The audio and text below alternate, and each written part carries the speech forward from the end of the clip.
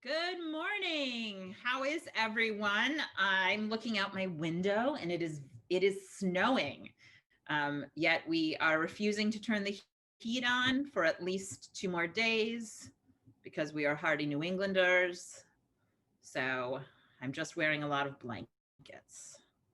We're going to get started in just 1 minute. I'm glad to see everyone this morning.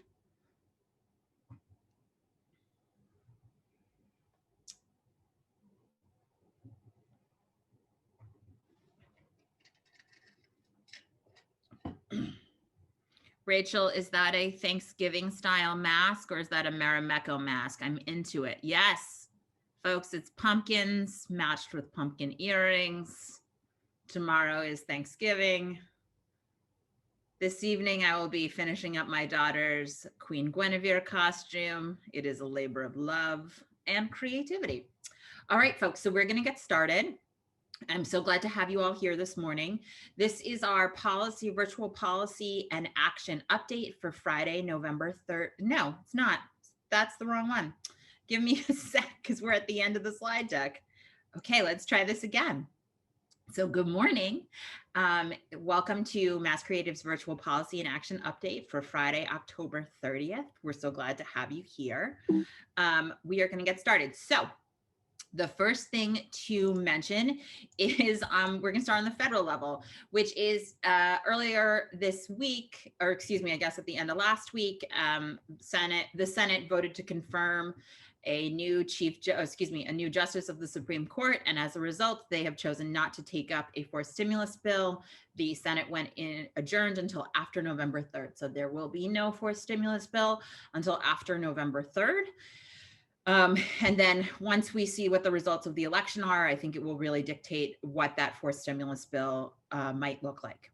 The other thing I want to raise for all of us, and I think if you were on the City of Boston call a couple of weeks ago, we talked about this as well, which is that on October 22nd, the president signed an executive order entitled Combating Race and Sex Stereotyping. It was read along the lines of saying that there are a number of different programs that are federally funded through grant dollars that are inappropriately, how should I say, laying blame for injustice on certain sexes and races. And so this order was to combat that. Specifically, within it is that agencies had to review their grant programs and orders agencies to identify programs that would require a recipient to certify that they would not use federal funds to promote concepts of divisive ideologies. So first of all, this is an executive order. A lot of executive orders get signed into law. Most of them get challenged in court and don't go into effect. This one has not really gone into effect. And because it's an executive order and it's not an actual law passed by Congress and signed into law by the president, a next administration can very quickly get rid of this executive order. There's been two letters, coalition letters that have been sent to the president requesting that he rescind this order. The first one was put together by the U.S. Chambers of Commerce, and the second one was put together by a coalition of nonprofits. In the chat box, you'll see a link to the National Council for Nonprofits, has sort of some background on this. Americans for the Arts is going to put out a statement today that they have also signed on to this and that they oppose this order.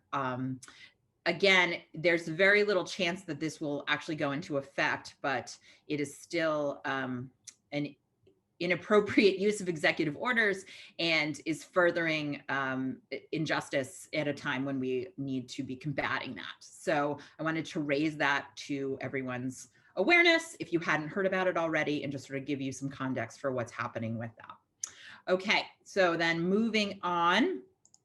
Let's talk about the state. So last week, Governor Baker and Lieutenant Governor Polito announced their partnerships for recovery. This included, it's a very large package of recovery and relief dollars. I've listed a couple of the ones that I think are most sort of important for our sectors. So the first one is $10 million for museums, theaters, and other cultural facilities. That will be distributed, that will be administrated by the Mass Cultural Council. So I know when folks were registering, a lot of folks had questions about this. Here's the answer. Right now, the Mass Cultural Council is working with the Office of Economic Development and Secretary Keneally's folks in the governor's office to write what that program will be. That it has to be approved by the administration before it goes into place. So we don't know how those funds are going to be distributed, except for the fact that the Baker administration wants them to be distributed quickly. We also don't know at this time how they will be distributed, if it's, but we do know that the Mass Cultural Council, because they work really closely with all of us every day, understand the breadth and the impact of what has happened to our sector, and are working really hard to educate and inform the Baker administration about the needs of the sector. So that's where we are. As soon as more information comes to light, we'll share it. Clearly, the Mass Cultural Council will share it. And I would encourage all of you, if you're not following them on social media or if you haven't signed up for their emails, to do that today. The other sort of 3 items that I want to just discuss in here are the $50.8 million for small business grant programs, $10 million for shared streets and spaces program, and then $8.3 million for technical assistance for small businesses to help businesses access those grant programs. We know that the creative sector includes a nonprofit component. It also includes a for-profit component, and individual entrepreneurs and creatives. And so I want to just encourage us all to be thinking creatively about accessing as many of these funds as we can. There's some great examples. Actually, I was talking with the folks up at Creative Collective last week about how Lynn and I believe Salem have actually used the shared street and spaces program dollars that have already been released to incorporate art into those shared street and spaces programs. So that is another place where we want to encourage you to think about working with your municipal leaders to make sure that the arts are part of that work. Then I want to just do a real quick recap of the public support for the creative community that we've sort of been tracking. So it all totals up 69.3 potential dollars, right? So that's really important. So it's not all locked and signed and in the bank yet, but the first 3 are pretty much locked and signed. So the first one is the $10 million for the Cultural Facilities Fund, which was included in Baker's fiscal year 21 capital plan that was released over the summer. That's confirmed. In fact, that grant program is already moving forward. Then there's a $10 million relief grants for small cultural organizations that was included by the legislature in their CARES spending plan that was signed into law by Baker. And so that is, let's be real clear, that is a separate pot of money than the 10 million that Baker announced last week. And then there's the 10 million. So, right, so that is 22 million in sort of in new COVID, new relief funds that are already confirmed in the bank. Then there's 2 other items, right? So we know that in the economic development bond bill, there's a potential between the House version and the Senate version for 31 million in authorized spending for arts and cultural relief. And that would go to individual artists. It would also go to working arts and cultural organizations to deliver arts education programming to young people, and then some general relief money. Like those are the 3 buckets that were delineated between the House and the Senate versions. And then finally, as we talked about 2 weeks ago, Baker put out his fiscal year budget revised proposal, and there's 16.3 million for the Mass Cultural Council budget included in that. That's now with the legislature. So all told, that's $69.3 million. So what does that mean? That means that advocacy works. We wouldn't have been able to see any of those gains without all of you on this call who have reached out to your lawmakers, who've encouraged your networks to reach out. It wouldn't have happened without folks submitting testimony at various points along the way to respond to bills that were being heard in the State House. And it wouldn't have happened without all of us participating in impact studies and surveys. I know we're all surveyed out, but that actually is incredibly meaningful. In fact, over the summer in July, when the Mass Cultural Council was able to release the sort of real sort of big study that they had done with the Nonprofit Finance Fund, those dollars and the amount of loss that had been tracked to date of $425 million. That was a number that the legislature could use when they were crafting that economic development bill. So we can draw a really strong line between all of those activities and our ability to do this, to see relief. And we have to keep going. So today is the last day to participate in the Mass Cultural Council's COVID-19 Impact Survey 4. I had talked with the leadership at the Mass Cultural Council and said, I think it'd be really great if we had another round of numbers that continues to tell the story. And they said, yeah, we were thinking that too. And so, I see the real need for that in terms of Mass Creatives advocacy, that we have some tangible numbers and tangible data points to tell decision makers about what's going on and what our needs are. So I know that another survey is not what's on your agenda for today, but if you are running an arts and cultural nonprofit, or if you're an individual artist or creative, please take those surveys. You'll see a link to that in the chat box. The other thing is that last Friday we hosted the Create the Votes, What Happens After November 3rd webinar.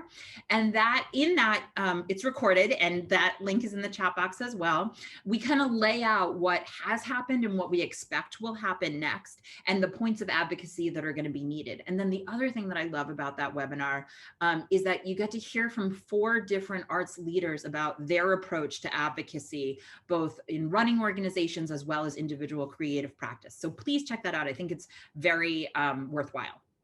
And then finally, so that 16.3 that Baker recommended, that's his revised budget proposal. That is not what the fiscal year 21 budget is going to be, right? We know the legislature is going to work on it now. And so that process in this unprecedented year is still unfolding. And we know that there's going to be an opportunity and probably some room for some advocacy. So please stay alert. We will tell you exactly what we know when we know it, like we always do. And when we ask for your help and your partnership in the advocacy conversations, I hope you will continue to do that, as you always have. So then let's talk a little bit about Create the Vote. So yesterday in the rain, I had the distinct pleasure of standing in line with many other Somerville residents doing their civic duty, and I voted, and it felt great. So if you haven't had a chance to vote, today is the last day for early voting. My experience of early voting could not have felt and been safer. And then if you've chosen to vote by mail, they need to be returned. Those vote by mail ballots need to be returned by November 3rd. We're hearing very clearly that if you have the opportunity to put your ballot in a ballot drop box, or to drop it off at your elections office in your city or town, that is the best way to do it at this point. That mailing it is not as reliable as it should be right now, and that you should move to drop boxes or dropping it off at your elections office. So the next thing I want to just briefly talk about, and I've talked about this before, is that our responsibility is to vote, but our other responsibility in that work is to be knowledgeable voters. So you need to know who you're voting for and why. And in the link, in the chat box, you're going to see a link where you can, you can get your voting information for this election cycle, and it'll give you a sample ballot. And that's your opportunity to go through everyone who's running and get it and check them out, see what their platforms are, see if they mention arts and culture. Being an informed voter is as important as being a voter. And so we want to make sure that you're thinking and doing that work ahead of time as well. Then just some quick numbers. The general election is next Tuesday. There have already been 2.1 million ballots cast in Massachusetts. That's as of yesterday at 4 o'clock. And that is actually 48% of the total 2016 turnout. So that's pretty impressive. We're almost halfway in early voting to where we were in the total turnout for 2016. But where are those votes being cast, I ask you, and I'm going to answer it with a map. So this map was put together by the Massing Polling Group. They are fantastic statisticians, and they've put this together. This is, I think you can see, no, you can't. Okay, so this is the 2020 early voting as a percent of 2016 voting. And if you, there's a link in the chat box. If you hover over, you're going to get the information about each city and town in Massachusetts. The sort of bottom line of this is that there's a correlation, and Massink polling also has a number of other data visualizations in their profile on this website that you can take a look at, that tell a story about how there's higher voter turnout in cities and towns with a higher median education, as well as attainment, as well as a higher median income. And it's our responsibility as part of doing our civic leadership that we are thinking about how we encourage everyone to vote, because we need everyone's voice to be heard in this election season. So as you're continuing to do your last week of voter engagement and voter turnout, I encourage you to think about who your five are, who are the five people in your network that you're going to take responsibility to make sure that they are voting or have voted, and they have these tools at their disposal. So with our last minute, I just want to also check in. So we've been doing these webinars since April, and I hope I've gotten a lot of feedback that they've been really helpful and really informative, and that's great. You know, this is part of our work of interpreting policy into action for the creative sector, and it's a partnership.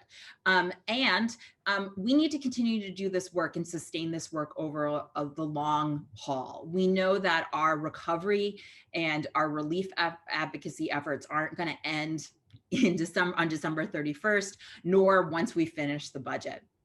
And so we are launching our fall fundraising campaign. And thus far, we've never asked you on this call for money or to make a gift or to make a donation. And so we're doing it today, but we are trying to raise $5,000. And it's not just one check of $5,000. It's $5 or $10 or $20 from all of you who have benefited from being on these calls, or have benefited from getting the information from our social media or emails or our websites, or sort of feel that our work and our advocacy leadership have made a difference in your practice as an artist or as a leader. So in the link in the chat box, you will see a link to, in the chat box, you'll see a link to our fall fundraising campaign.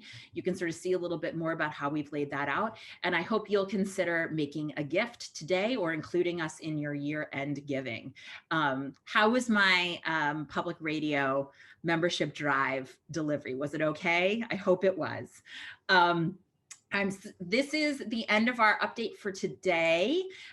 We will be back on November 13th, where we will be talking and doing some digestion of the election and what the results mean for us in the creative sector, as well as us as residents of Massachusetts and residents of the United States. So I am so glad to be with all of you for just a little bit of time. Thank you for your time this morning. Thank you for your partnership. I hope where you are cozy and warm, and maybe get to go out in a snow walk this weekend. All right, have great days. Thank you all.